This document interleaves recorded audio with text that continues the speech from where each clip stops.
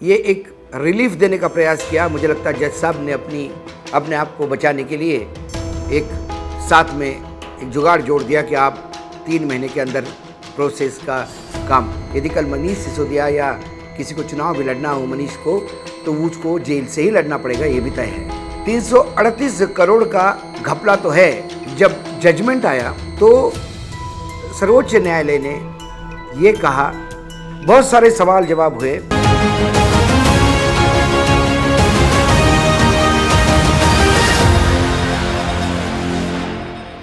नमस्कार, स्वागत है आपका YouTube चैनल देश नीति में। लेकर आया हूं मैं आपका अपना कार्यक्रम वीकेंड विद वानखेड़े। आज मेरी को होस्ट नहीं है, इसलिए मैं अकेला ही कार्यक्रम करूंगा, लेकिन विषय वही होंगे। पिछले सप्ताह किसी कारण से मैं नहीं आ पाया, इसलिए बहुत सारी बातें हैं, इवेंट्स हैं जो हमें कवर करनी है। लेकिन आज यदि मैं शुरुआत करना चाहूँ तो ये बेनामी होगी यदि मैं सर्वोच्च न्यायालय के उस निर्णय पे बात नहीं करूँ। सर्वोच्च न्यायालय में सिसोदिया जी की बेल एप्लीकेशन पेंडिंग थी। पहली बार शायद ऐसा हुआ, जहाँ तक मैं समझता हूँ, कि बेल एप्लीकेशन का निर्णय रिजर्व रखा गया।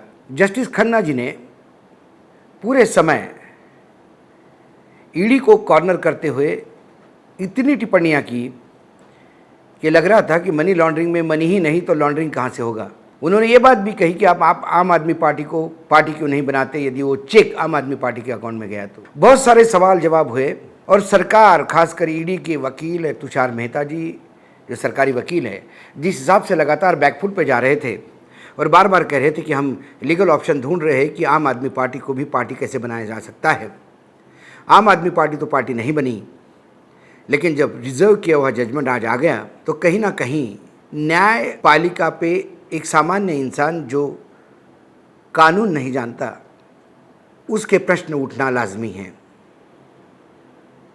क्योंकि ये प्रश्न भी इसलिए तय हो रहे हैं क्योंकि खन्ना साहब लगातार जिस हिसाब से स्ट्रिक्चर पास कर रहे थे, जिस हिसाब से सवाल जवाब कर रहे थे, और ईडी लगातार बैकफुट पर जाकर सवालों का जवाब ढूंढने का प्रयास कर रही थी, समय मांग रही थी। जब जजमेंट आया तो सर्वोच्च न्यायालय ने ये कहा कि मनीष सिसोदिया जी की बेल एप्लीकेशन रिजेक्ट की जाती है। ईडी को ये कहा कि 8 महीने के अंदर इसकी सुनवाई पूरी हो जानी चाहिए,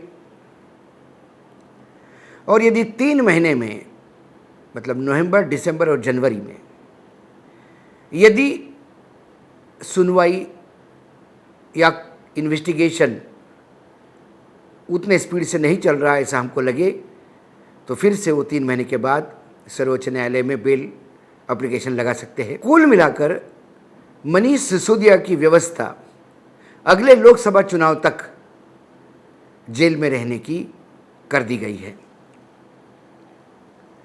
अब 3 महीने में जो इनको 3 महीने की जगह दी गई है, ये एक रिलीफ देने का प्रयास किया। मुझे लगता है जज साहब ने अपने आप को बचाने के लिए एक साथ में एक जुगाड़ जोड़ दिया कि आप 3 महीने के अंदर प्रोसेस का स्पीड कौन तय करेगा, कैसा तय होगा। यदि 2 महीने तक, 2.5 महीने तक ईडी कुछ नहीं करे और आखिरी 15 दिन में भागा दौड़ी करे तो वो तो दिखा देंगे कि हम तो प्रयास कर रहे हैं।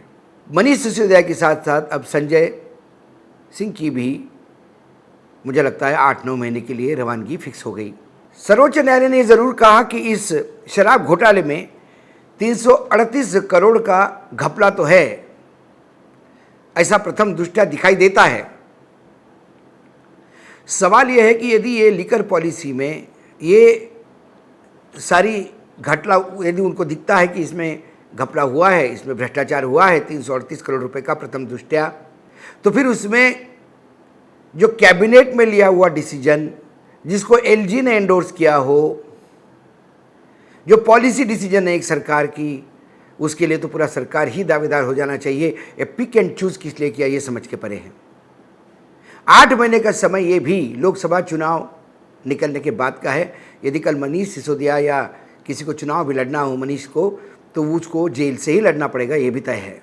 ये एक आज ज़रूर सामान्य इंसान को, मैं नहीं जानता कि जज साहब के पास कुछ लीगल ऐसा लीगल डॉक्यूमेंट होंगे, कुछ लीगल उन्होंने देखा होगा कि वो ज़मानत नहीं दे रहे थे। लेकिन सामान्य आदमी जो पिछले 1 महीने से इस केस को फॉलो कर रहा था, रोज़ जो बहस हो रही थी सर्वोच्च न्यायालय की, उसके शब्दशः जो बाहर रिपोर्टिंग हो रही थी, उसको सुनने के बाद तो आज लगता है कि ये यू टर्न क्यों हुआ, ये सवाल तो उठता है। मैं फिर कह रहा हूँ, हम कोई कानूनी ज्ञाता नहीं हैं।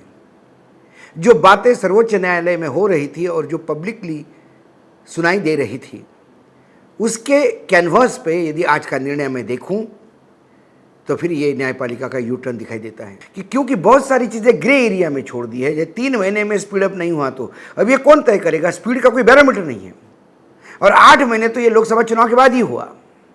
तो कुल मिलाकर जहाँ कैशी ट्रेल नहीं हुआ, वहाँ सिर्फ एक गवाह अरोड़ा इसके कहने पे या इसके स्टेटमेंट पे एक राज्य का उपमुख्यमंत्री जेल में पड़ा रहता है। ये लोकतंत्र के लिए घातक है, क्योंकि सरकारें तो लगातार बदलती रहेगी। केंद्र में किसी और की सरकार आएगी, तब कोई और राज्य का मुख्यमंत्री चला जाएगा जेल में। एक दरवाजा जो खुल गया है, यह घातक दिखाई देता है लोकतंत्र के लिए। आज इन पूरे सप्ताह का लेखा जोखा आपके सामने लाने का प्रयास किया। अगले सप्ताह मेरी होस्ट भी मेरे साथ होगी, तो मुझे आशा है कि प्रोग्राम उसी कलेवर में वापस आएगा।